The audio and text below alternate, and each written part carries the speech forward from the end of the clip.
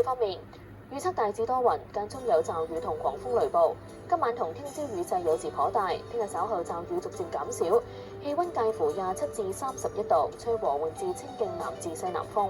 初時高地間中吹強風。展望星期5同6有幾陣驟雨，日間酷熱，隨後一兩日天氣唔穩定。而家28度，相對濕度92%。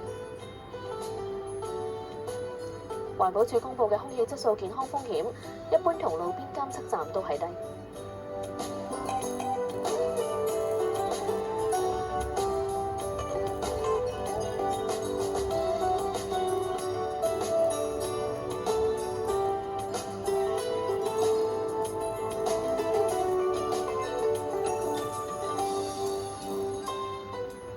休息返嚟會有下一節新聞。